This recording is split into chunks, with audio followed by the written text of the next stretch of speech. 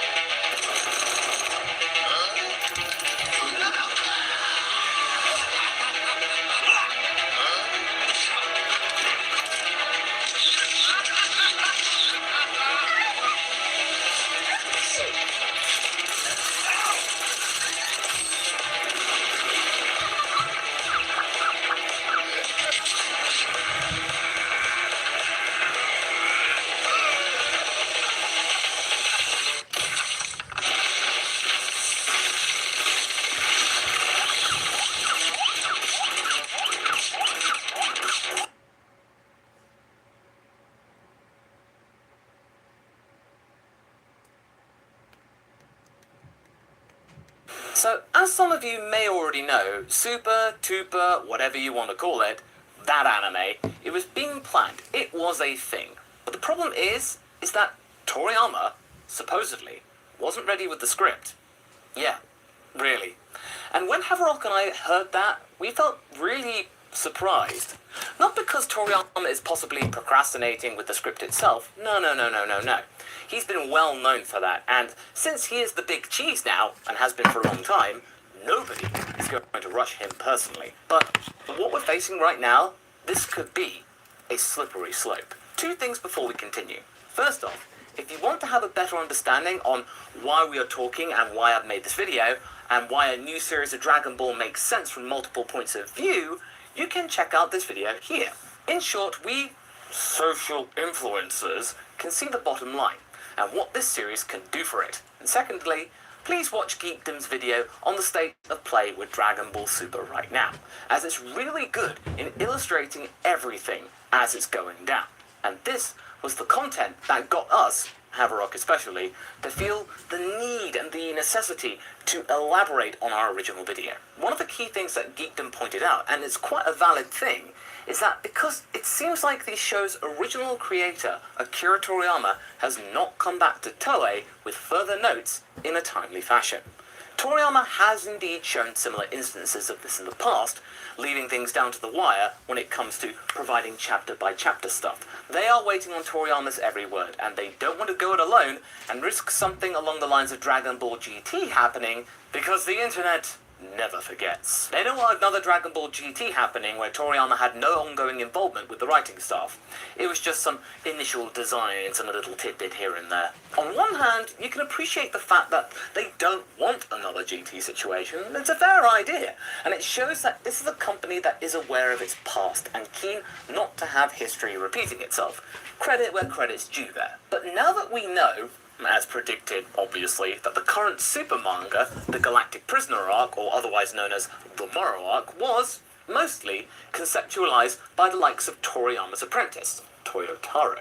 This then begs the question, why aren't you using this script? Morning, Heather. Good to see you. Toyotaro is very close with Toriyama, albeit not really actually working in the same room most of the time, in terms of story ideas. I mean, he has to be. So why not trust him with this? The Moro arc has been going down very well with the fandom, who have been keeping a close eye on the manga, and the latest few chapters especially, where we are heading towards this arc's conclusion, have hit their marks very well indeed. Especially when it comes to making Yamcha look like one cool guy, and that all of the memes before it never existed. That's a very big deal. Why not just work with this, and set in motion adapting this arc into animated form? In fact, we'd be going back to what Dragon Ball, Dragon Ball Z, pretty much most animes that have a manga version do. Just work from the manga.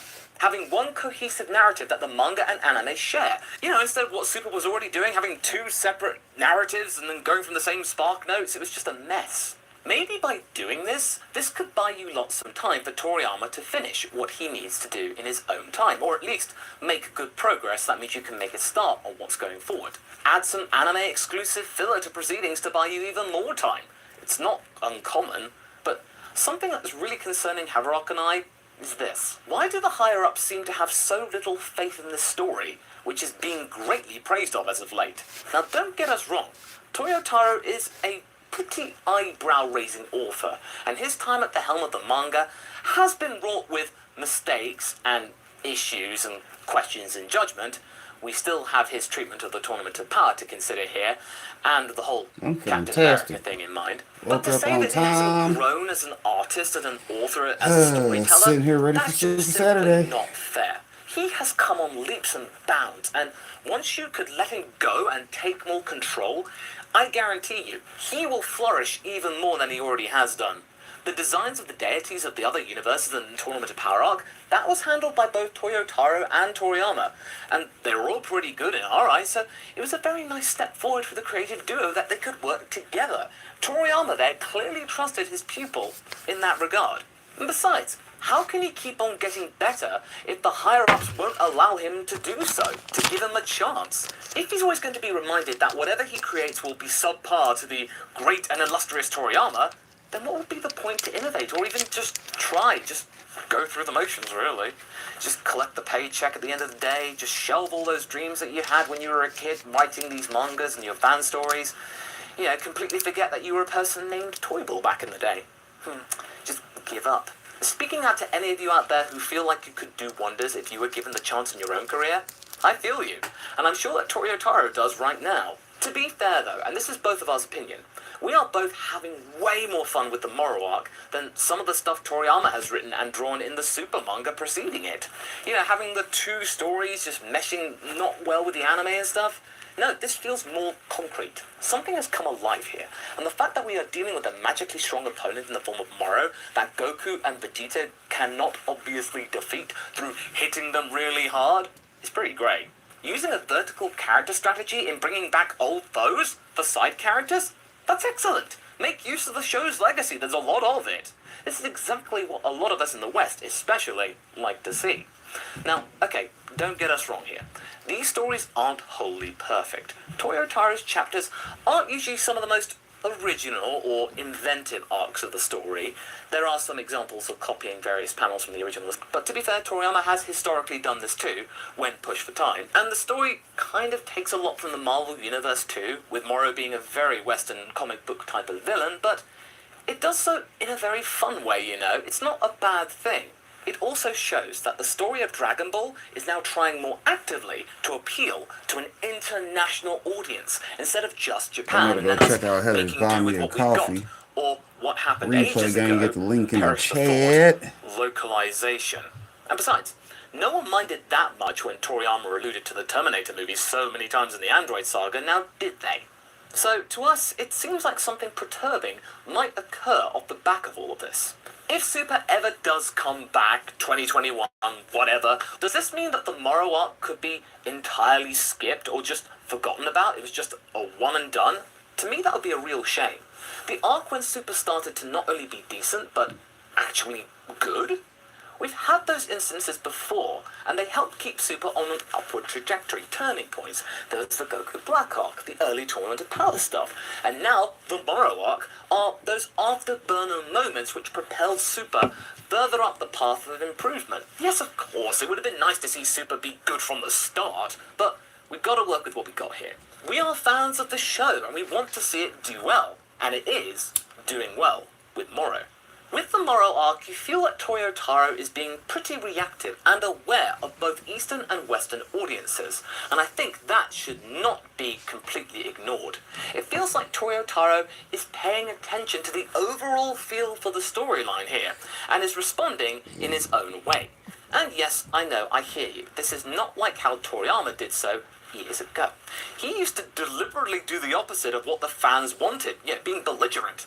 But the current trend is causing more and more people to actually enjoy the Super story. At least it's keeping us guessing. And of course, sometimes too much fan service and bowing down to the fandom can be a bad thing, and maybe show that the artist is lacking personal integrity. But in this case, we really feel that the latest arc, it feels like a true passion project. Now, tell me everyone, how would it feel if we knew for certain that this scene would never be recreated for the anime? Compared to that, the whole Resurrection F thing, where we got a similar thing, feels positively anemic. I think Toei needs to give this story a chance on the small screen. We know that it hasn't ended yet, and things could easily fall apart, or the ending may not be that good, but from what we've seen so far, this story more than deserves to be adapted. It deserves to have voices put to it. It deserves to be shown on the TV and on streaming. Toriyama has given us a good egg in Toyotaro, and this should be nurtured ever further. I'm pretty sure that the artistic team behind the production of the anime, voice, animation, all that, would make this an unforgettable spectacle. Especially if it's true they're going along the lines of Shintani's style for Super in the future if they ever bring it back, that we enjoyed so much in the Broly movie. So please, if someone related to Toei is watching this by any chance, give Toyotaro's chapter some credit here. We can guarantee that a lot of the viewers will enjoy it, and if you are afraid of people comparing Super or this arc to GT, just stop. Don't. I mean, given that now Moro's over, Moro was a good arc because, like they said, they brought back magic, which is why they brought back magic and Dima. You see what I'm saying? Hey, magic is a good skill set for the enemies to have because it explains how they get so powerful so fast. You know, these guys are strong warriors. Okay, so now they got to fight magicians. I mean, they're a type of warrior class. You know, shout out to the synchro monsters. You know, we Yu-Gi-Oh over here too. I'm gonna have to do a Yu-Gi-Oh video. We're gonna have to write that down. But anyways, we'll talk about that later. But anyways, y'all get what we're saying. They going back to magic because they're easy opponents, and then you can create those characters easier than warriors because Saiyans are like the ultimate warriors. The only other warrior race would probably be Beerus's species. Because you see him and Champa, they both got the destruction caliber characters. So that's already proven just by them being twins and both being gods. But, you know, shout out to Toritaro. The boy finna have to put in some work out here and do some explaining. Don't worry about it. People are going to compare Super with GT anyway. Just like comparisons with Dragon Ball Z, there are going to be people comparing everything new to GT. You can never please everybody, and although we wish him a long and healthy life and more creative ideas, Toriyama's not going to be writing Dragon Ball for you forever, and not utilizing the Dragon Room to its fullest extent is a real shame. It's a disappointment, because that was the whole reason that it was created in the first place. This was there to plan for the time when Toriyama may not want to work on this full time, or even what he's doing right now. He might want to pass the torch on, and just casually observe and point out stuff here and there when he feels like it. The Broly movie should have shown you that Dragon Ball has never been hotter than at the time of its release. And the longer that you wait and let all of this just kind of pass you by, the less relevant Dragon Ball will be. Yes, I know, some of you must be thinking that I'm really trying to scrape the bottom of the barrel here, but again, I really want Super to do well. I'm pretty sure that you guys want to see Dragon Ball succeed, and in the entire international market, it is doing so. The Macy's Parade, I know I keep going on about it, but that is a huge sign that popular culture around the world is embracing Dragon Ball, whereas maybe 10, 15 years ago, it was trying to shun it away from the Western world. I want to show my kids Dragon Ball and at least just give them a chance to see what it was and how it evolved. And I'm sure that you guys would want to do that too. Anyway, what do you all think about this? Would you want to see the Moro arc adapted? Vote up top, and thanks for watching. And I'll see you in the next Plenty video. of nephews that like Catch you Dragon later. Ball. Plenty of them.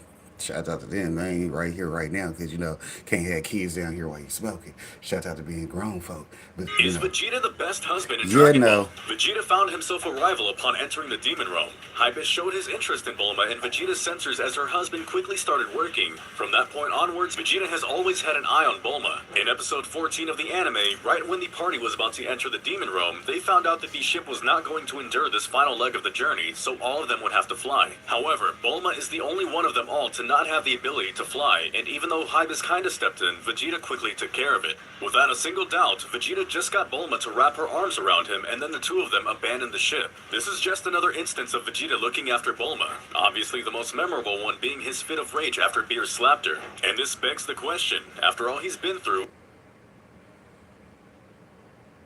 Complet from the World Tournament. After that, we were introduced to some Fist of the North Star bandits. They got lost and found their way to Dragon Ball. Now, this one introduces something interesting. If you know anything about Sun Wukong, the character Goku is based on, you know he has 3 iconic tools. Goku has 2 of the 3 tools, but Toriyama never introduced the 3rd, that tool being the Sealing Gourd. Here, it has the power to seal someone if they don't answer when their name is called. After being sealed, they're turned into a liquid that if someone drinks, they can steal the sealed person's power. Kinda OP, huh? Luckily, Goku is able to avoid being converted with the power pole, and turns the gourd on its owners. Goku lets the villagers keep the gourd.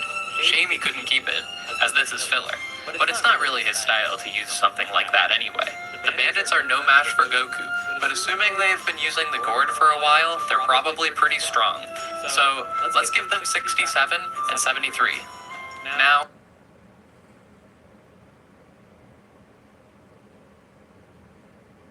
On the previous edition of Dragon Ball In Depth, I covered the story of Dragon Ball GT, both its creation and the end of GT, which would mark the end of the Dragon Ball anime for over a decade. But that doesn't mean we didn't want it. I can speak for a lot of people when I say that we wanted more Dragon Ball. What I found very interesting is that in the late 90s, Dragon Ball was ending in Japan, but in other parts of the world, it was just beginning. Dragon Ball was just starting to be a hot thing in the United States. In Latin America, it had been cooking for quite some time, and as a result of the popularity and the expansion of Dragon Ball internationally, new fans were being made all throughout the 90s when the show was already over in Japan. But even by the mid-2000s, when pretty much everything was already dubbed, Dragon Ball fans all over the world wanted more Dragon Ball. And as a result of that, we got, well, a number of different hoaxes, tons of fake news floating around about a new Dragon Ball series forever. This went on for a decade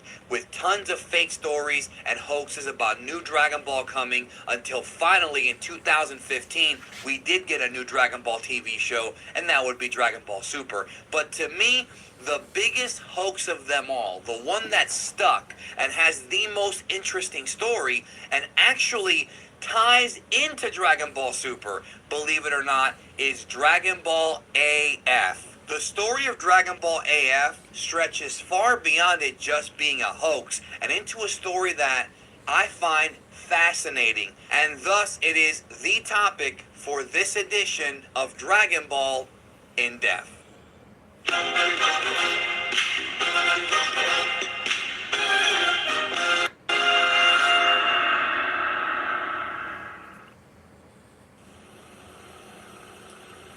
この放送はご覧のスポンサーの提供でお送りします。 People lying in the Dragon Ball fandom is nothing new. In fact, I've kind of made a career out of debunking these lies. Fake rumors and hoaxes existed in this fandom even before YouTube existed. People preying on the young and the gullible has been something that humanity has done forever because, well, human beings are sick like that. So when you have a TV show and a manga as beloved and as popular as Dragon Ball, there's lots of targets out there to mess with. And the story of AF is kind of like that, but I like to chalk it up to it being more of a mistake, more of a mistranslation, and then people just corroborating it and expounding upon it versus somebody maliciously trying to screw with people. But with that said, the part of the AF story that I find so interesting is that it started off as a hoax and then fans gravitated towards it thinking it was real, but a couple of fans took it to where they made their own version of AF, which confused other fans because it looked so damn real. And it got to the point where one of these fans actually wound up working on Dragon Ball, specifically Dragon Ball Super, and becoming a big shot in the Dragon Ball stratosphere. But let's go back and briefly look at the original hoax and where the Dragon Ball AF story began.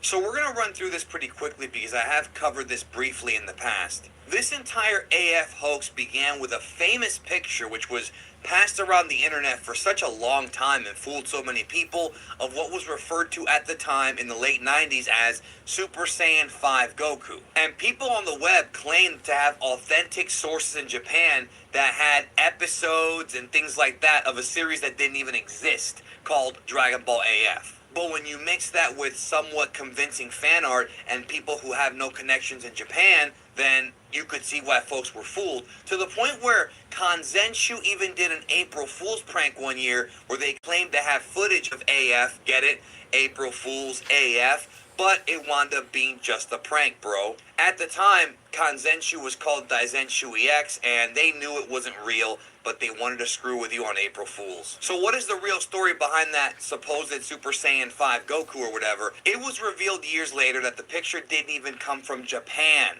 The image actually came from a magazine, a video game magazine in Spain called Hobby Consolas. And it was just fan art that was submitted to the magazine by a man named Daniel Montel Franco. And Mr. Franco would write Dragon Ball AF in the lower right corner of the picture, and thus people on the internet took that as it standing for Dragon Ball After Future, a new series to happen after GT featuring Goku ascending into godhood. That's right.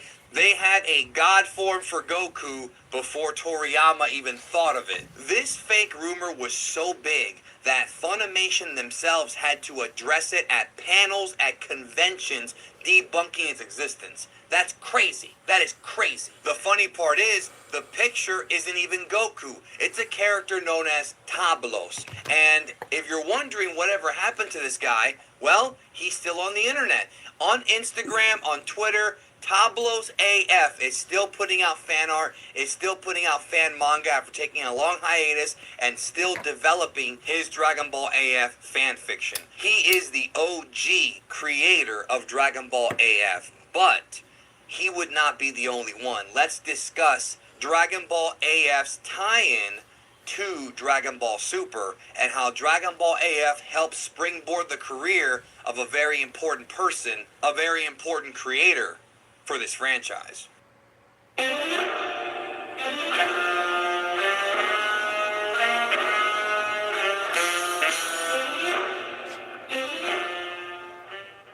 Let's talk about doujinshi. Doujinshi literally translates to self-published book, otherwise known as, well, fan fiction, which is a big thing in Japan.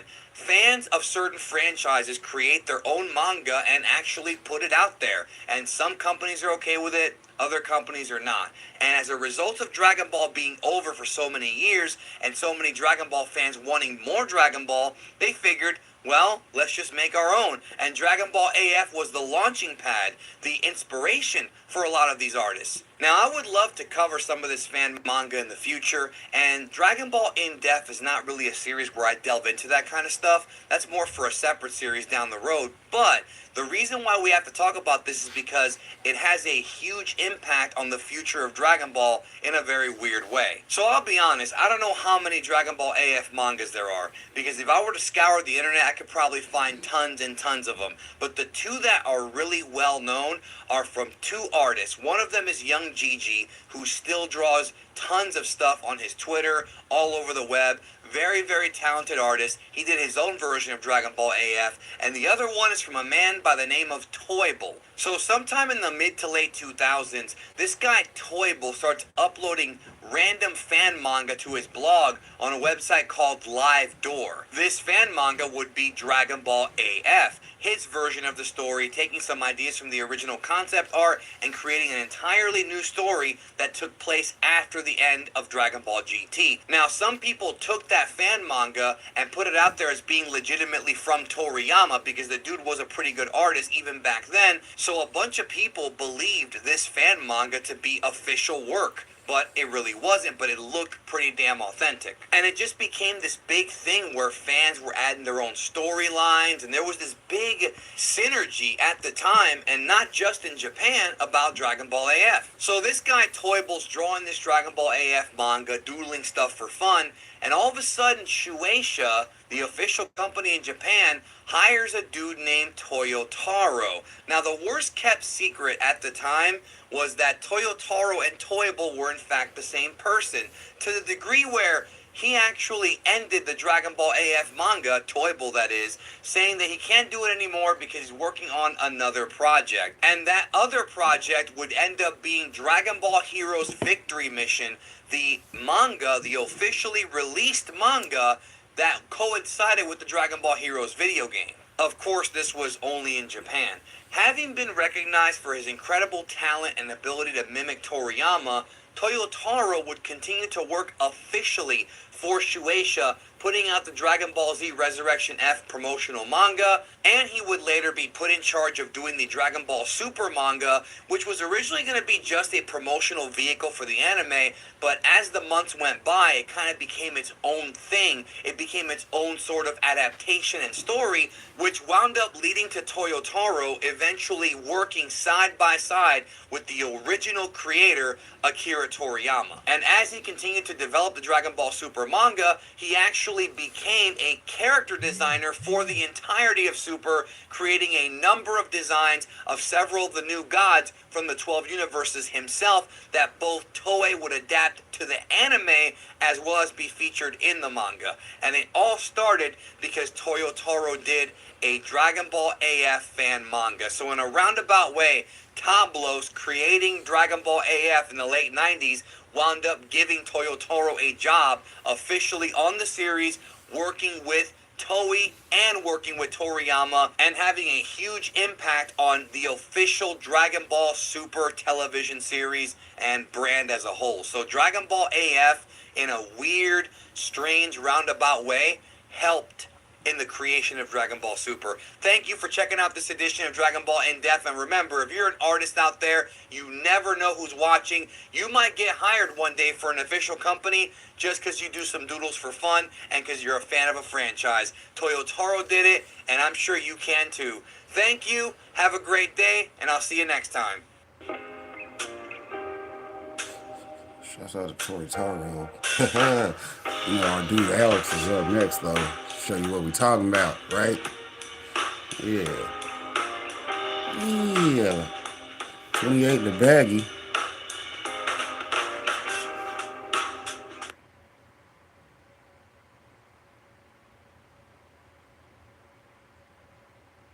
Can Vegeta become a destroyer? A user of this state gains the power of destruction. Ultra Ego is the strongest form Vegeta has appeared in. Ultra Ego changes its user's ki to become the same as that of a god of destruction, and its user's power grows without limit through instinct as their fighting spirit increases. Vegeta can become god of destruction because he is very cruel. He shows no mercy to his enemies. He kills his enemies without hesitation. Anyway, god of destruction is like that. Who does not show mercy? Because the work of god of destruction is to destroy living planets. Vegeta is the next god of destruction, capable of doing god of destruction tasks. We can guess that maybe the next god of destruction of Universe 7 is Vegeta.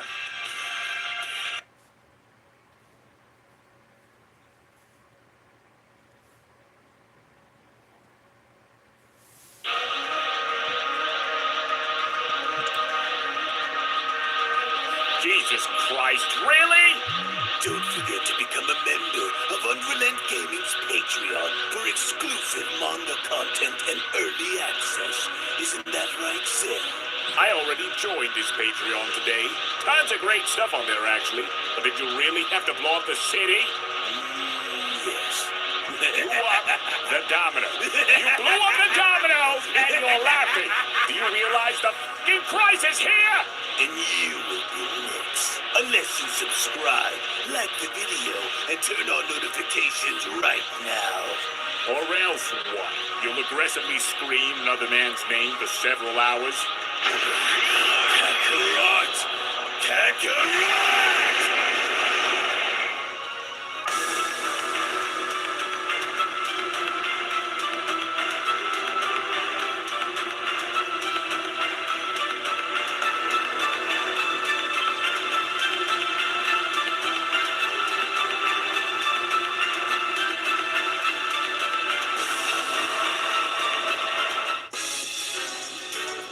I feared that something like this would happen, especially after having a feeling that something like this was going to rear its ugly head upon having those dark masters wield access to the Super Dragon Balls. But whilst there is no more time for us to wait around for things to get worse, I must hurry and go and protect what Zalama had given me before they are to find out on what it is that I have possession of.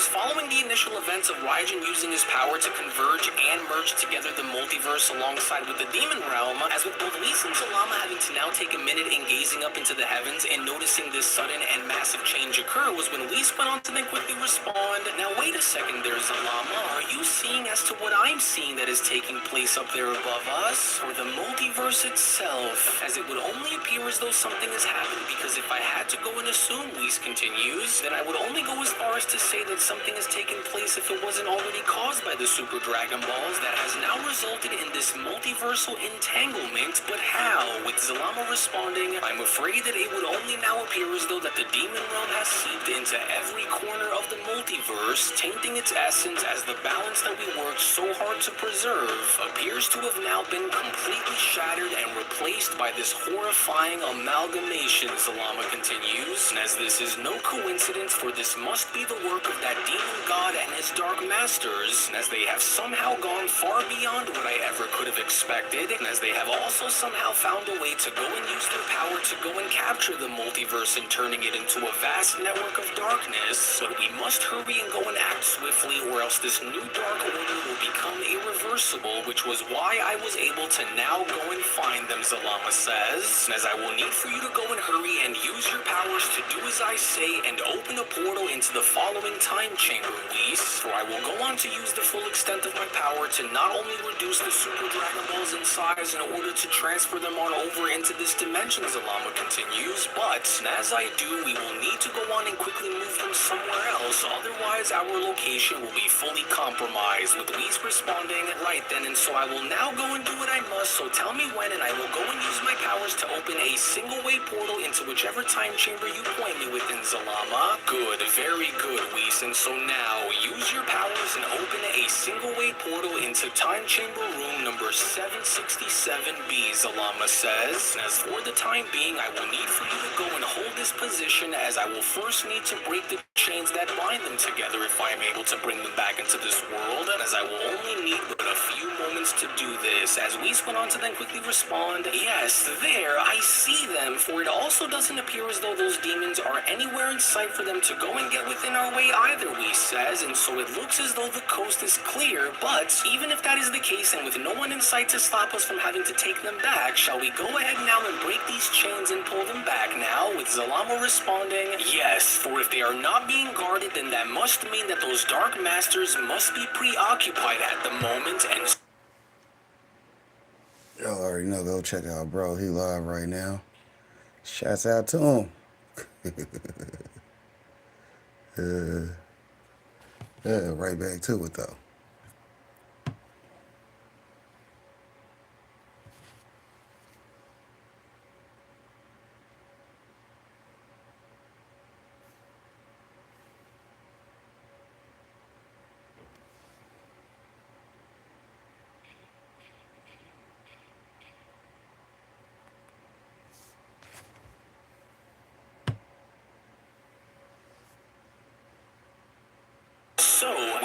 going to afford to waste any more time than to go and make our move now, and so now let us begin by breaking those chains in which bind them, as I will need for you to go and be on standby, Whis, with Whis responding, yes, and just in case we are to go and being attacked while we do this, I will stand by your side in fighting them off if they try, for the laws in which we uphold.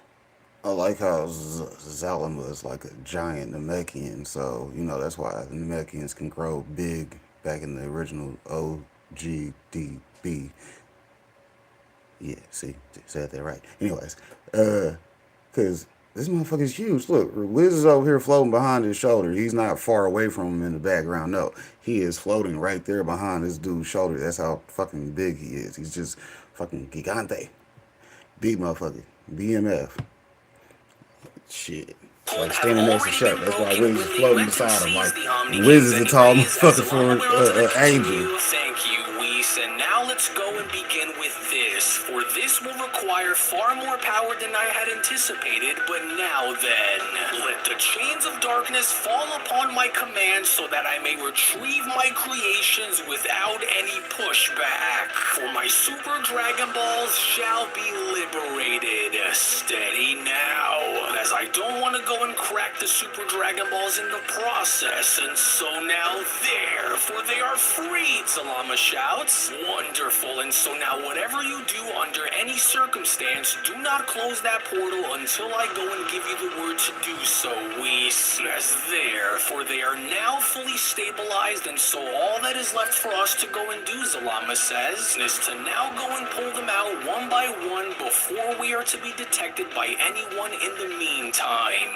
as this will only take but a moment, and so now stand by and keep that portal open, Whis. Which it was all the while in the meantime as this was shown happening, as the Dark Masters were then shown having to make their way back inside of the time chamber, was when Toro went on to then quickly respond, good, very good, and now that everything is going exactly to our liking and according to our plan, our next batch of wishes shall be to go and alter our power in raising our battle strength to new heights as we later wait. What's going on? As Gira went on to then also chime in by responding, wait, look up there, is that what I think it is? For it's a portal, but that can't be. But how were they able to go and find the Super Dragon Balls when we made sure to keep them within a very distant location? With Toro responding, no, and with the chains that were shown binding them now broken, they are now free to be tampered with or worse. But where in the world is the Leviathan that was supposed to go and guard them? As Bakaro went on to then chime in, well, it may only appear as though he had returned back into the demon realm to go and honor and be within Lord Raijin's presence, but look, the Dragon Balls, they're being taken, as all four Dark Masters then went on to then charge towards the portal as Toro went on to then shout, oh, hurry now, for we cannot go and afford to have these little worms regain control over those orbs, no matter what the cost may be. Wait, Lord Toro, don't, Jogo went on to then quickly chime in, for we do not have an idea as to who it is that lies on the other side, as whoever this may be has already taken them from our control. No, damn it, no, Toro shouts, for we were so close, and so how could we have allowed for this to go and happen? Well, then what are we to go and do? Kira then went on to... They had the motherfucking Dragon Balls, and they got. That's how it goes in Dragon Ball. You gotta be able to keep up with your Dragon Balls, or you're gonna lose. Question: should we hurry and go after them, or shall we go and gather our elites and order for them to go and attack instead? As Toro went on to then respond, never mind the formality, for we must go and inform Lord Raijin that the Super Dragon Balls have been located and taken from us immediately. As we cannot afford to go and have our efforts go and be undone by them, and so we must get a move on and go back to him right now. Almost there, and yes, for we have done it, as their corruption has not taken roots, but we are far from safe, Zalama went on to then continue, as this very location is too vulnerable for us to go and keep them here, and so we cannot go and leave them here to be exposed to further threats, so we must go on to make haste and move these Super Dragon Balls immediately, and as since we cannot go and keep them here with us unless we warrant an attack to go and be made. There is only but one other place that I can think of that these demons would never go and dare cross over into, Zalama continues, for their magnitude is far too great and their potential far too dangerous to be allowed to go and be used again the way they were, and because of this, I will hereby go on to transfer these on over into the Omni King's homeworld, for the demon realm fears the Omni King's presence, and because of that, their very essence alone will deter any attempt to go and breach that sacred domain, even if they are all currently bound. And so that barrier that binds them is still active, placing the Super Dragon Balls inside of that barrier that surrounds the Omni King's palace is the only way to ensure their protection. And as while that barrier that covers their world is impenetrable to all but the Omni Kings themselves, Zalama continues, even the most cunning of demons would not go and dare to approach them unless they warrant the Omni Kings in having to go and find them. And so now for the time being, our victory is fragile, as the slightest lapse in vigilance could cost us dearly if they are taken from their homeworld and back inside of another existing time chamber, Zalama continues, which is exactly why I had went and placed them where I did, because it is our only chance to ensure that nothing were to happen to them. With Whis responding, yes, but of course, now I see, so only the Omni Kings themselves would be able to go and use them if they are to spot them from within, which was exactly why you had went and placed them there when you did. Isn't that right, Zalama? With Zalama responding, assuming that they are okay, but that is precisely what makes this the safest place for the Super Dragon Balls in being for the time remaining, and as only the Omni Kings themselves can go and have access to them, so for the time being, while we are here, we must go and try to hurry in. But then, it was only from within that very moment now, from out of nowhere, before Zalama could even go as far as to finish his sentence, where Zalama's body was now beginning to go and freeze up on him, as Zalama then went on to continue, wait a second, what is this sudden and strange feeling that I'm getting, and why do I feel as though my body is being held within its current place like this? Wait, no, could this really be on what I think that it is? For it must be. As it was only within that very moment behind Zalama, as a portal then began to open and having to pull him through, was when Zalama then went on to continue, no, for they have found us, but how are they able to go and sense our presence this quickly? Unless they must have went and followed the trail of the Super Dragon Balls, and seeing that they ended up here. Curse them, as I cannot go and allow for them to gain access to either the Super Dragon Balls or the cube that I possess, as thus I am hereby now left with no other choice than to go and do what I must for the sake of the multiverse's protection, and so I'll need to go and act fast. Whis, I need for you to go and hurry and listen to me, as there is no time for me to explain everything to you, Zalama continues, but I will need for you to go and take this configuration cube and guard it with your life, for this configuration cube is one of 3 pieces of an ancient puzzle, and as when assembled together they are but a key that unlocks a gateway into a forbidden realm that only the Omni Kings have access to, and if all 3 configuration cubes are went and gathered together and used by them, then the consequences behind their actions in having to use this will be unimaginable, Zalama continues, and as you cannot go and allow for this. Zalama, I just said this like a few minutes ago. Prime example. He's like, oh, hold on.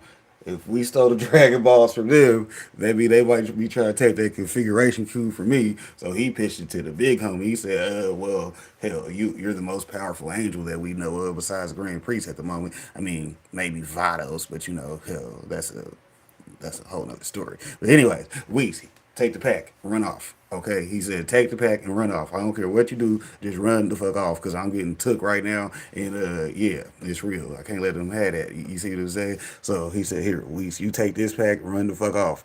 Stay safe. Yeah, that's that bullshit, though. He said, you gotta stay safe. And thus, whatever happens to me, this cube must not go and fall into the wrong hands, Whis, for you are the only one that I trust to go and keep it safe, as you are the only one who is also capable of protecting it from what it is that's coming, and so now hurry and take it, Zalama shouts, and so do not allow for this to go and fall within the wrong hands while I am being pulled into this unknown dimension, Zalama continues, and if something were to go and happen to me, then remember this, Whis, for the Super Dragon Balls will remain active for only 24 Earth hours after my demise, if I am to be destroyed in the meantime, and so, because of my my lifeline link to the Super Dragon Balls. If we fail to go and act quickly, then their powers will fade, and as they will ultimately be turned to stone forever if we fail. And so do not let this be their end, as time is of the essence. And so if anything were to go and happen to me, then I will need for you to go and ensure that nothing happens to the Super Dragon Balls along with this configuration cube.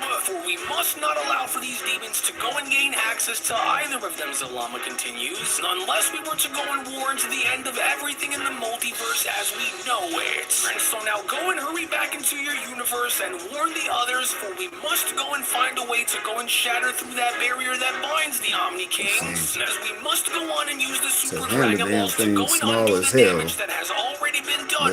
And so now go and hurry and take your leave like he holding a fucking small boombox. Got the little personal Mexican radio. Check out to that Mexican radio though.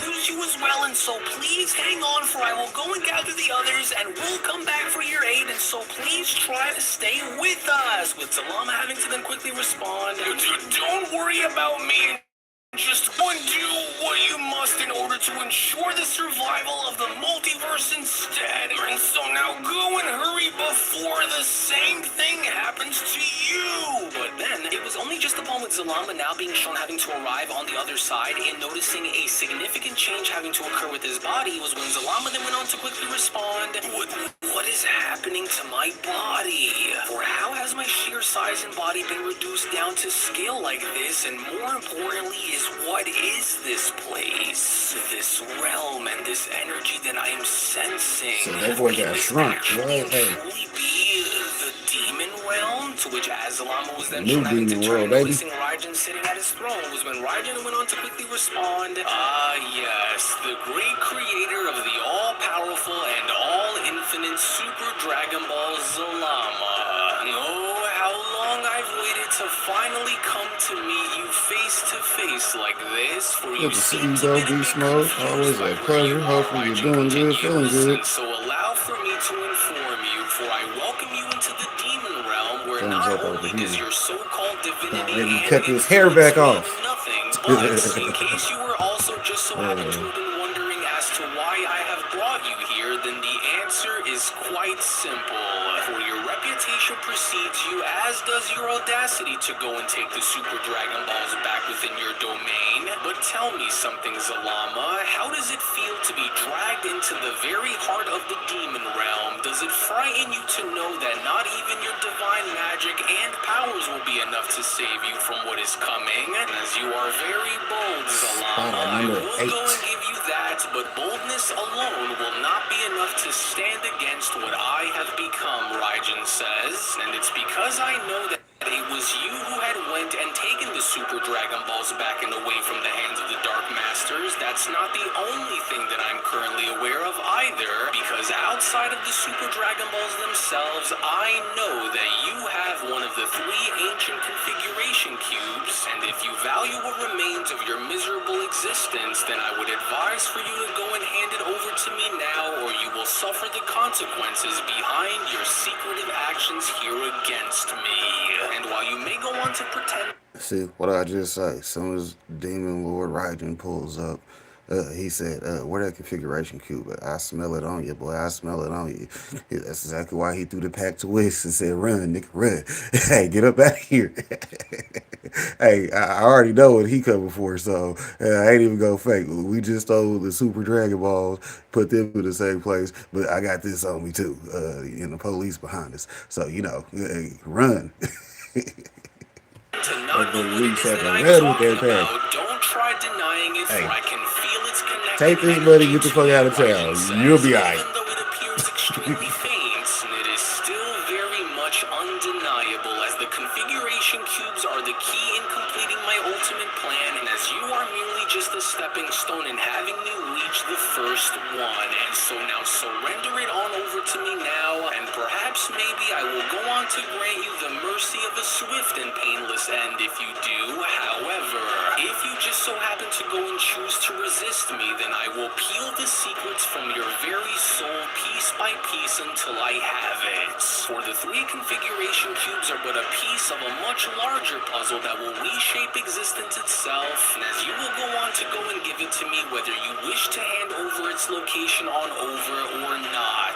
And so now do not go and confuse yourself while you are here either, because you are not the only entity among the very few who had heard about the rumors of the Omniverse Zalama. And so now, where is the first of the cubes? As a shocked Zalama went on to then address Raijin by responding, It's you, the original ruler and first ever crowned god of the demon realm. But what is this unbelievable power that I am sensing that is he just had to show y'all a coursing drip through cam on. questions? Shout out to the What drip is this cam. something that I have ever felt come from a demon like He you hit him with a before? drip cam But this week. how exactly Say, is it man, in that case you y'all know don't about think this configuration motherfucker's cubes, a along Zalama with the fresh, rumors of the let me show y'all what Omniverse's we actually did, existence? though. As You see what only I'm the saying? Grand Minister along with Yeah, the he dripped Omni out. Kings are to be in the know of such secrets, and so what do you Rajin back intend on looking doing by evil as hell. He gathering ain't no these longer cubes looking like for an old Zalama man. He looking continues? like a Because if you young are buck looking these for me to go days. and give you the He answers ready to as put to his where work the out here first to of the these streets because he configuration automatically cubes pulled up on lies, then I fucking. cannot go on to tell you He for I pulled do straight not up know on him like, where it nigga, is, I am nor not do I faking know out here. on I what am has that been done guy. with it. Zalama continues, and so now dragging me into the I don't demon give a realm fuck along what with y'all going as said. far as BB to got reduce Lord my Roger size down and here putting stature in down work. to your own won't help you, and See, that is simply because if you are truly going as far as to look for these cubes, then they are more than likely going to be in Lord Zeno's palace with them,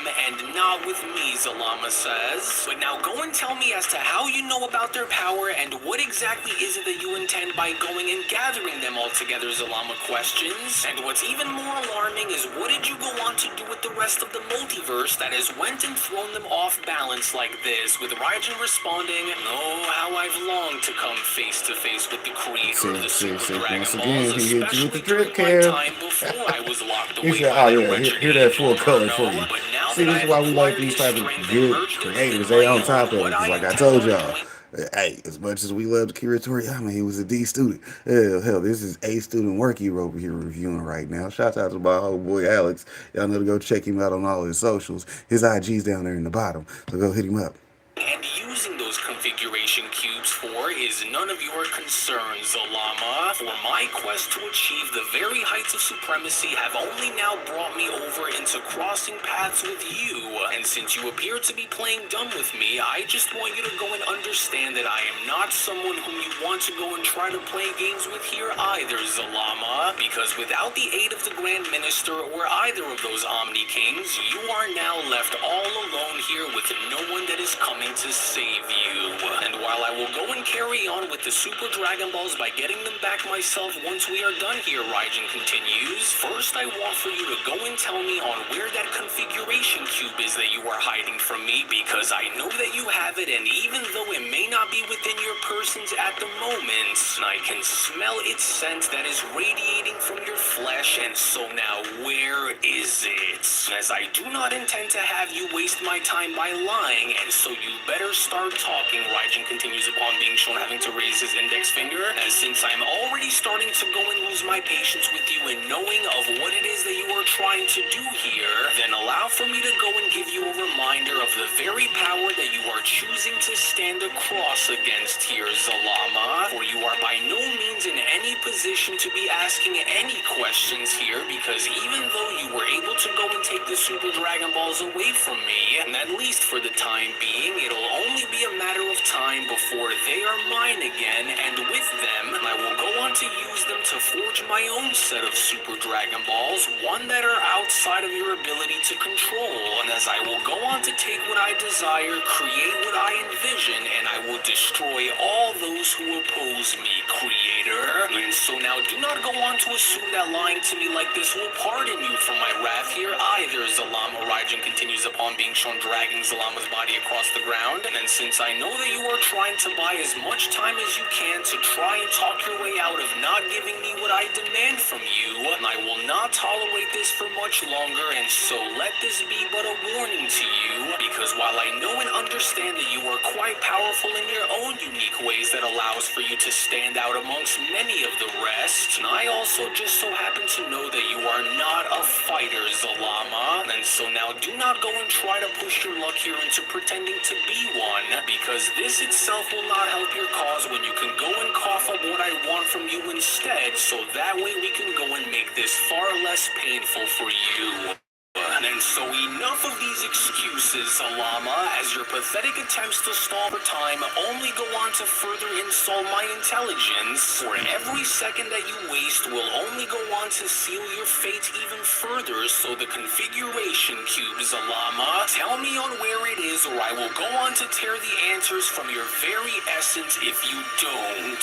As whatever tricks you may go and try, and no matter what lies you attempt to throw my direction, understand that it will not save you.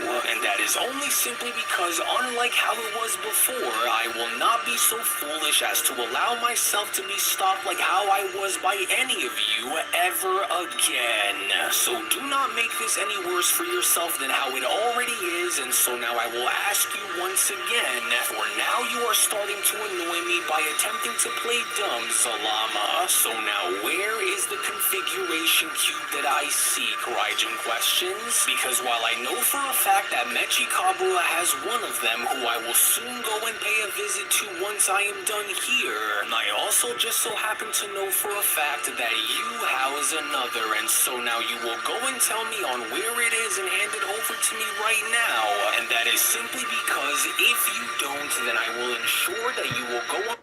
But I like how they did that, though, because when you think about it, you see, this is why we having Dragon Ball Super discussions. It's my video, so if you didn't want to see me, go watch Bro's original video. But this is why he came to Spider Pig. Shout out to that pig with a double G, you know what I'm saying? Somebody said he was cute.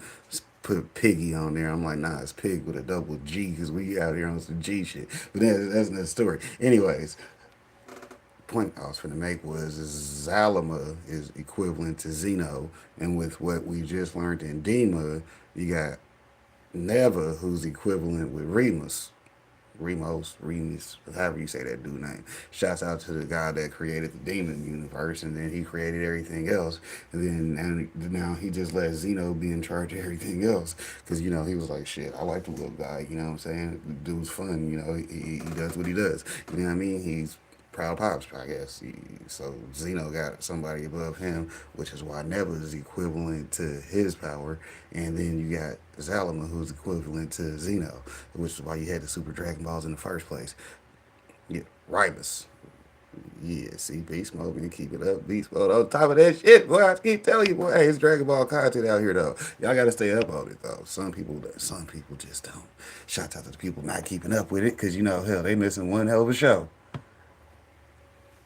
Want to experience a pain the likes of which you have never experienced in your life before, Zalama, and with the fallen angel's power that is coursing through my veins alongside my own, Raijin continues, you could never hope to go and destroy me even if you tried your very best, so we could either go and do this the easy way, or I could simply go on to make this extremely painful for you if it means giving me what I want, because while the Super Dragon Balls will be collected after the fact, first I want those cubes, and then I will have those Dragon Balls again, and so I will ask you again, and possibly for the very last time that I do, where exactly is it that you are hiding that configuration cube? Because if I can't appear to sense it on you now, then you more than likely had done something with it, and I want to know on what it was that you went and did. With Zalama responding, you are a fool to think that you will go unchallenged throughout this search of yours, and while we may not yet be within a winning position in having us stand against you within the moment, mark my words, demon, for your time is coming, and when it does, you will only have but yourself to blame for what ends up taking place, for you will never gain access into assembling all three configuration cubes if you find them, because the very moment the Grand Minister, along with the Omni Kings, find out about what it was that you had done, then they are going to punish you in ways that will far exceed your wildest imagination, demon. And so now you can go on and try and do unto me on what it is that you want, but in the end, I will never relinquish the whereabouts of that configuration cube that I know of, and there is nothing that you can go and try to threaten me with that will change the outcome between us, demon. Oh, really? Is that so?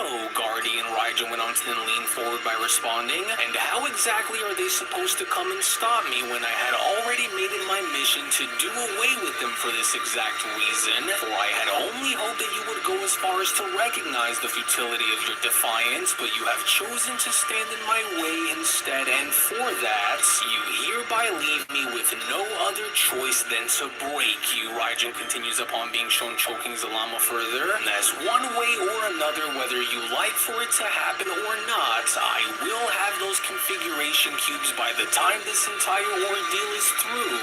And if it means that I will need to go and search every corner of every universe to go and find them, then so be it. But before I do, I will go on to ensure that you are to pay for your insolence towards me personally, as it was only right then and there now, during that moment, where the Beyond Dragon Ball Super Story of the Dark Masters, the official Murno sequel, manga chapter number 27 special, then comes to a close. Well, actually, I'll go ahead and take it from here, as I do want to go as far as to address something See, that's what I very be important talking with our about. dear 27 viewers at the episodes moment. into As the before I sequel. go and give you the following information, if you aren't already a member of forgetting I do Unreal's a lot of Patreon videos. community, then you are truly missing out on You need so the drip much came from without one you more even time. knowing, because not only is the next episode you already on looking the like that page, old but if you man want with to that- support all of the manga that guy all content that you over see again. and gain access to tons of exclusives along the way that range from a variety of different things, then we do encourage for you all to become members of our Patreon community today, for we will link everything down within the description box below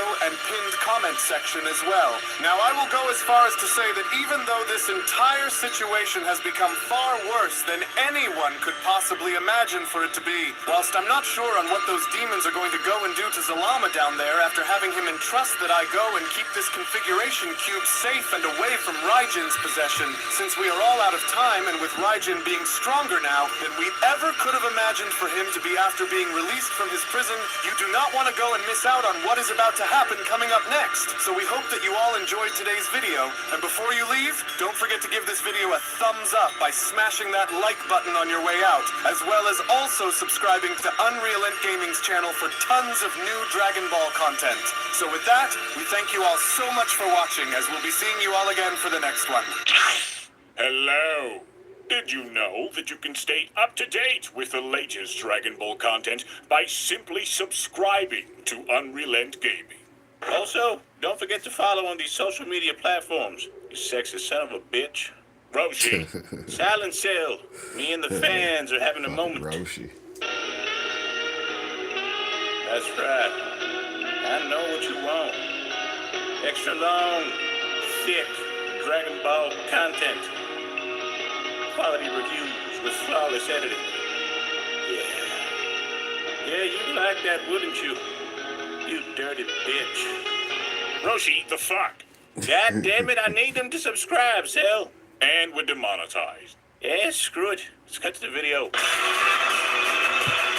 Oh, hell nah. Y'all know we monetize with Buy Me a Coffee. I did update the description, so you know the Buy Me a Coffee's down there and whatever else I put down there. I got rid of them Amazon links because I'm not doing Amazon right now. I'm not rocking with them right now. So, you know, well, we'll get back to it at some point. You know how we do. We got to keep those revenues and income coming. So you dig, the bills got to be paid one of these days. Speaking of the bills being paid, y'all know to hit the Buy Me a Coffee link.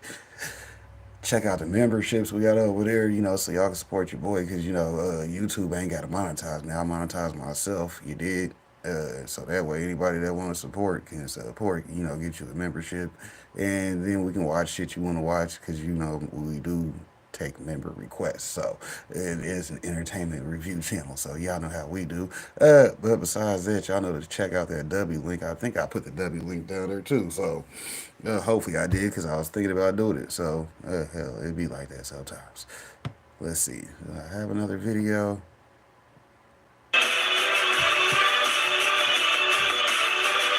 Probably got the exit ones. Oh yeah, we still have way more content to do. I forgot. I wasn't taking it easy today.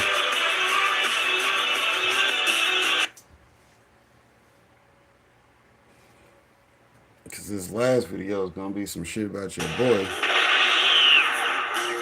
You're making a big mistake.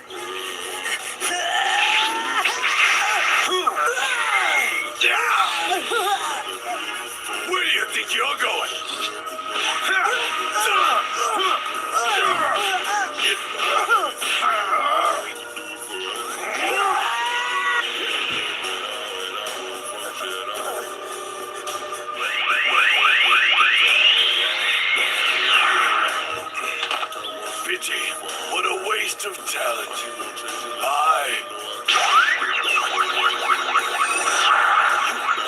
Not today. Back off. Take a little jig instead of getting beat up though, like. Hey, you can beat him up, but don't try to kill the good dude.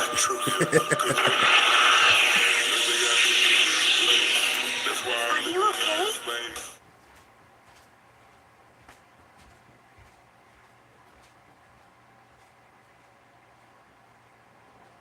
Alright, Brilla. On today's episode of the Crash Out Files, we are covering one of the pettiest characters in fiction. I don't care what shenanigans Lex Luthor has pulled. I don't care what Dior has done. They are not reaching Sun Wukong's level of petty. Bro legit had zero reason to run the fade. Not just with the entire court of heaven and Lord knows how many deities, but Buddy even tried to throw hands with Buddha himself. But before we get to that, make sure you subscribe and leave a like just for fun. And if you want extra praise from the channel, consider becoming a member. Now without further ado, let's get into episode 4 of the Crash Out Files. Yeah, I'm about to tweet, watch out, and I'm about to crash out. I done hit my limit, now I'm about to wild out. Red, everything's a threat. I'm coming straight for next. Watch out. Now, a perfect way that I found to describe Wukong at the beginning of Journey to the West is the severe ends of ADHD, right? But on crack. Bro cannot sit still to save his life. Well, he actually did, but that was a rare occasion. Wukong is a crash out of the highest order, but I'm not going to be covering the entire story of Journey to the West, but that bit would be way too long. I'm only covering his first crash out until he got pinned under the mountain. Anywho, we're to start from the beginning. Wukong was born from a rock egg inside of a giant rock on top of a mountain. And the first thing he decided to do was bow to the 4 cardinal directions. Of course, he's not rude, but in the process of doing that, bro fired his laser eye, and they managed to reach the Jade Palace, where the Jade Emperor lives. Basically the big guy upstairs. And everybody was like, huh? What was that? They basically looked down and was like, oh, it's just a stone monkey. And he was like, oh, that's it? Everybody just go back to whatever you were doing. Because apparently a monkey born from a rock being able to shoot lasers is just normal to this guy. Now, the stone monkey, he didn't have a name yet, just lived on Flower Fruit Mountain with all the other monkeys. Until one of the monkeys had the genius idea to follow the river to its source. And all the other monkeys was like, what? That's a great idea. So they followed it, and of course it led to a waterfall. But now You know, I'll be finding hella good content. That's what I'll be talking about. Now between Hey, all Heather, these other monkeys, I'll check out your stream because I believe you was live today, or you finna go live. Either way, y'all need to go check out Heather J. Prime real estate, of course. Bro found a completely furnished crib to live in. And all the other monkeys was like, bet that up. Yes, sir, we rich. And they all decided they just want to live there now. Now, since the stone monkey was the only one brave enough to jump through the waterfall and see what's behind it, they decided to make him king. And they all lived happily ever after in Water Curtain Cave. Until the stone monkey was sitting down one day and was like, hey, George, can I die? By the way, we're calling the monkey who came up with the idea to follow the river George. Because he's curious like that. And George was like, yeah, man, you just grow old and die. And the stone monkey's world just got turned upside down. What? Die? I was just enjoying being born. He decides he can't stand for this. So Brody goes on a pilgrimage. 9 years, 2 whole continents to find a way to extend his life until he ends up on the doorstep of the monk Sabaudi. And bro asked Wukong, like, what do you want me to teach you? And bro got straight to the point. He was like, I want to learn how to be immortal. Shut the fuck up, bro. We can't have everybody knowing I could teach you that. That lesson is reserved for my most dedicated students. And Wukong was like, what? I bet. Sabaudi decides to teach him how to be immortal. And Wukong, the most ADHD-ridden character in fiction, somehow studied for 7 years to become immortal. And Buddy was happy. He's like, oh man, I finally managed to increase my lifespan. The monk was like, great, but quick disclaimer, the court of heaven doesn't agree with this teaching, so they're gonna try to kill you once every 500 years. Wukong was like, you what? First of all, you're supposed to give the disclaimer before I even agreed to this. The monk was like, relax. I'm gonna teach you how to avoid it. In the first 500 years, they're gonna strike you with lightning. After that, they're gonna cook you, literally. And if those 2 methods don't work, they're just gonna disintegrate you. And Wukong's head was just spinning at this point. Oh, by the way, the monk Sabati was the one who gave Sun Wukong his name, meaning monkey awakened to emptiness. Anywho, like I said, bro, Sun Wukong's head was just spinning. He ain't know how to take this. But the monk was like, yo, relax. I can teach you how to avoid him. And so he teaches Wukong how to shapeshift into like 72 different things. And also taught him how to fly in the process. And because the monk didn't want to deal with Wukong's shenanigans and him potentially drawing attention to his teachings, bro told him to go the fuck home. And when he finally arrived back at Flower Fruit Mountain, he comes back to find all the other monkeys terrified. Now George is like, hey, yo, where you been? It's been like 16 years. My bad, gang. You know, I had to take time to myself to level up real quick. Why is there less of you guys here? So yeah, about that. While you were gone, this big old demon was just coming around kidnapping monkeys for slaves. Wukong was flabbergasted. And then he got angry. So he goes to the dude's crib and he's like, yo, word on the street is... So that demon that kidnapping the monkeys for slaves was Frieza. See, shouts out to Journey into the West. They gave Akira Toriyama easy points to follow. Easy. You dig? You've been kidnapping my monkeys to use as servants.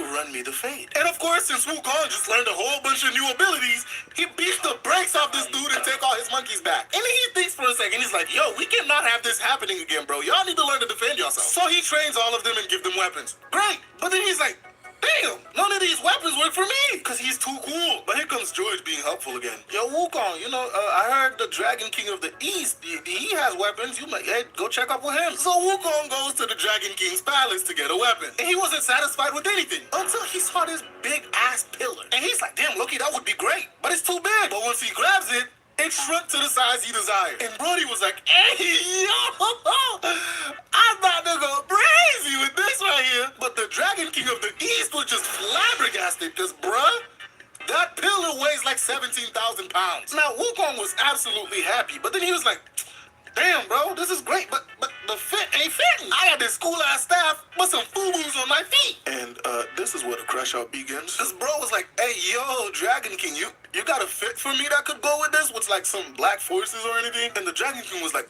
before you answer that, I might just have to test the potency of this staff on your head. But, I'm gonna just convene with my brothers and we'll see if we can get you something. Brody really threatened the Dragon King just so he could get a fit to go with the staff.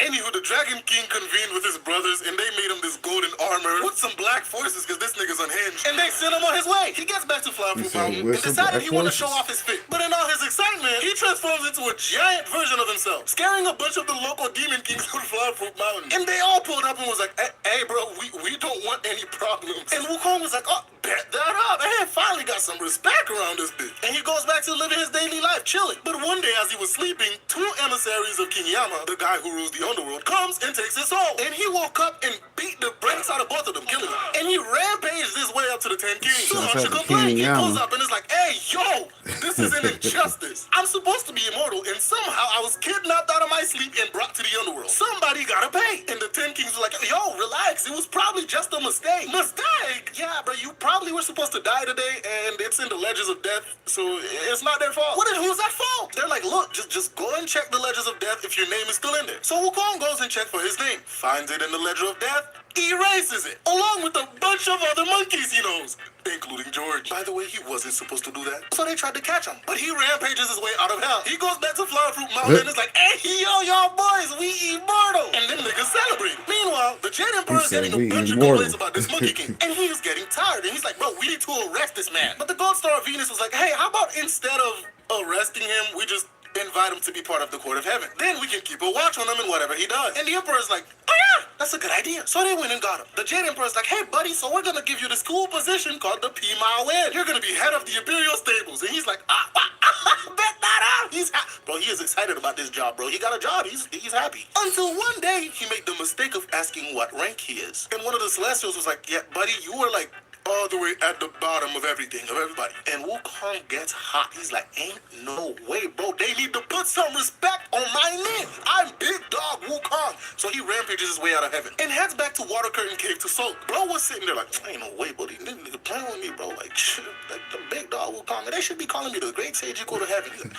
Oh, yeah, that's a great bro, I am the Great Sage Equal to Heaven. Now, the Jade Emperor hears about this. He's like, oh, my goodness, bruh. Somebody go get him. So they send the mighty spirit god to get him. And he gets his ass beat. And after that, they decided to send Neja after him. And let me tell you, bro, Neja is so cool. Like, he got these flaming wheels that he rides on, bro. There's like a whole movie. Anywho, Neja's like, yo, stop being a crybaby and come out. And Wukong's like, yo, go tell your boss I want to be called the great sage equal to heaven. By the way, this is Wukong's entire reason for crashing out the way he does. Like, Brody crashed out over a title. Neja's like, bump that, bro. We're gonna square up. Neja transforms into this 3-headed, 6-armed creature to fight Wukong. And Wukong was like, bet, and does the same thing. And they were pretty evenly matched. Until Wukong decides he wants to pull a Naruto. Bro makes a clone, tricks Neja, and then bonked him on the head. Neja losing, flies back to heaven and is like, oh, man. He said he wants to be called the great sage you go to heaven. The Jade Emperor is like, the great what? You know what? I'm tired of playing these games. You send the army and off with his head. But the god star of Venus who was there, he's like, yo, chill, relax. Why don't we just do as he says? Huh? I mean, we just give him an empty title. That way, we don't have to lose our entire army fighting one monkey. The Jade Emperor agrees, and they went to get him. They're like, all right, Wukong, you know, we recognize you, and you will be known as the great sage equal to heaven. They give this man his own luxurious little room, bro, where he gets his own servants and waited on, bro, like feeding grapes. Bro was happy. But then one of the Celestials was talking to the Jade Emperor, and he's like, wait, what happens when Wukong gets bored? Because with how Wukong is, it's not a matter of if, but when he gets bored. And the Jade Emperor got some more flashbacks. He's like, fuck, we need to do something about this. So he's like, Wukong, I got an important, like, super important job for you, buddy. I need you to tend to the Garden of Immortal Peaches. And Wukong is excited because, hey, he has an important job to do. And the Jade Emperor sighs with relief because he's like, whew, that'll keep him busy for a while. But remember, Wukong is 1, impulsive, 2, has ADHD on crack. So when he's watching the Immortal Peaches, he's bored. And he's like, damn, these are some delicious looking peaches. Let me try one. Next thing you know, nigga ate the entire Garden of Peaches, making him doubly immortal. So when it's time to have the Heavenly Peach Festival, the Queen Mother of Heaven sends her maidens to get the peaches. And when they got there, they're like, yo! Wukong, what have you done? Where are all the peaches? And Wukong getting caught, he's like, shit. He knocks him out and tie him up. And then he's like, hey, yo, did they say something about a party? I wasn't invited? So bro transforms into a random celestial that was invited and goes to the party. When he gets there, he smells the wine. He's like, shit, we about to get fucked up. He drinks all the wine. Now, bro is stupidly drunk, stumbling around to find somewhere to, sleep this off. And he somehow stumbles into Lao Tzu's laboratory, where this man was working on some pills of immortality. And he had like 4 different gourds of them. And Wukong proceeds to shovel every single one of them down his throat, which made him like quadruply immortal, because the wine also made him immortal too. But also, it sobered him up, and he's like, shit, I'm fucked. So he runs away to hide from the consequences of his action. And everybody that he wronged, the 7 maidens, Lao Tzu, the random celestial impersonator, all goes to complain to the Jade Emperor. They're like, hey, yo, bro, Wukong ruined the festival. Got here crashing out. He just drunk the wine and he got into Lao Tzu stuff. And the Jade Emperor was just tired at this point. He's like, oh my God, bro, this nigga had one job. We gave him one singular job and he failed. You know what? Send the army after him. This time I'm done. So they send the army after him. He beats the shit out of the entire army. Meanwhile, the Bodhisattva Kuan Yin, who was invited to the festival, pulls up and she's like, where's the festival? What's going on? And they explain to her what Wukong did. So she sends her attendant Moksha to check out what's going on. Moksha gets into a fight with Wukong, eventually losing. So he goes back to Kuan Yin. He's like, hey, yo, that nigga is strong, bro. What the hell? And he done demolished the entire army down there. Kuan Yin's like, oh, well, I know somebody that might be able to help. So they send Erling Shen to fight him, because he's just that guy. And still, Wukong was matching this man in battle. While they were having their crazy transformation battles, Lao Tzu pulls up with a diamond snare and catches Wukong. Great! But what do we do with him? And the Jade Emperor, completely forgetting what the word immortal means, tried a bunch of different ways to kill him, which doesn't work. Until Lao Tzu's like, hey, what? We can shove him in my brazier of 8 trigrams for 49 days. That should remove all the immortality out of him and leave him dead in the process. So, hey, everybody wins. And that's what they decided to do. 49 days later, they open the brazier and Brody is mad because the only thing the brazier did was turn his eyes red from the smoke. And yeah, he's pissed, so he beats his way out of heaven. And everybody's like, shit. Here we go again. Now at this current point, the Jade Emperor is so he's just so tired of this. He is completely done with Wukong shenanigans and doesn't see any other way. So he calls the Buddha for help. He's like, oh my God, bro, could you come down here and help us? We've tried everything we can't with this monkey. So Buddha pulls up while Wukong is fighting 36 thunder deities. And he's like, hey, yo, Wukong, bro, what's going on? And Wukong being in his head, he's like, you know what? Forget being the great sage equal to heaven. I feel like overthrowing the Jade Emperor. And Buddha's like, yeah, great. You wanna make a bet? And Wukong's like, bet? I love gambling, let's go! And Buddha's like, if you can jump out of the palm of my hands, you can become the Jade Emperor. And Wukong's like, that's it? Bro stands on Buddha's palm and does a huge backflip to the edge of the universe. When he gets there, he sees 5 pillars. And bro's like, I'm about to make a great emperor when I get back. But before he leaves, he pees on one of the pillars because monkey and graffitis his name on it. He goes back and he's like, ha! I made it to the edge of the universe. Give me my new position. And Buddha's like, right. Look at my hand. I'm pretty sure you recognize the smell. And, yeah, the graffiti too. And Wukong was like, shit. I done fucked around. And he was not trying to find out, so he tries to run away. But Buddha, being the Buddha, smacks his ass, and the hand turned into a mountain. And they put a seal on top of the mountain so he couldn't get out. And Brody was stuck there for like 500 years until Tripitaka came to start the journey to the west. And that, ladies and gentlemen, is how Sun Wukong crashed out over a fucking title. Brody was so mad they wouldn't call him the Great Sage Court of Heaven, he decided to squabble up with the entire Court of Heaven and had to mess around and find out with Buddha. Ladies and gentlemen, if you enjoyed the video, please leave a like. And before you go, if you made it here, I have a plushie, and it's releasing very soon. If you want to terrify your family members, there's going to be a link in the description where you can be the first person to know when we launch. And channel members are going to get a discount code, so become a channel member. Again, if you enjoyed the video, please leave a like, subscribe, and I'll see you guys in the next video. Bye. Yeah, that's one good thing about Buy Me a Coffee. You can't offer your members discounts and exclusive offers that nobody else can get. Shouts out to being a Buy Me a Coffee member. Y'all know to hit up the Buy Me a Coffee link. Let's see what else we got.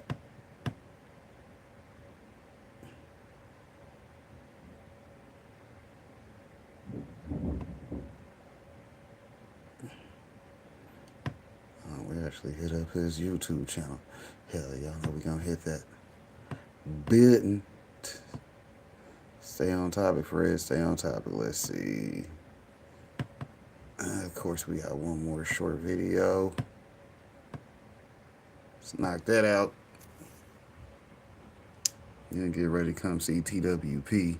The best and the worst about Dragon Ball Daima. Videos the on best. video Dragon Ball Daima has had the best production ever for a Dragon Ball TV series. The show included very detailed and high-quality animation as well as really cool battle choreographies. Also, from a lore standpoint, Daima has added a lot of knowledge into our books, from the origin of the universes in Dragon Ball to the tale of the Namekians. Let's not forget just how epic the canonization of the Super Saiyan 4 has been. It is definitely an anime worth watching. The worst. Daima had some inconsistency in its narrative flow, especially from the moment it introduced the Super Saiyan 3 Vegeta transformation onwards. It did pick up the pace in the last few episodes, but it had a filler sort of content that felt kind of awkward midway. We also cannot forget the fact that there's a major plot hole right now regarding the Super Saiyan 4 form and its connection with Dragon Ball Super, or even the fact that they teased a potential fusion through some bug items that never actually happened. Definitely a disappointing and odd choice. Well, you know, your boy got to make sure he has a great playlist to put together for you guys on the weekend. Hell, we got to have a reason for people to actually sit here and want to chill with me. Yeah, which is fucking what I do. Hell, I'm going to kick it anyway, so I at least make sure we going to have a good time, right? Right. But y'all know to come back next Saturday for another Super Saturday review videos. Today we got into Toyotaro because he's going to be taking over. And we expect some news to be coming out soon because, you know, it is March 8th. And, hell, if nothing's coming out on the 20th, we'll figure it out after that, though, right? Because, hell, we still got plenty of fan-made manga that we review and other people's content to watch. Hell, we might come up with something else over here one day, but, hell, right now, this is what it is. Anyways, y'all have a nice day. Like I said, I'll see y'all over on TWP. If y'all trying to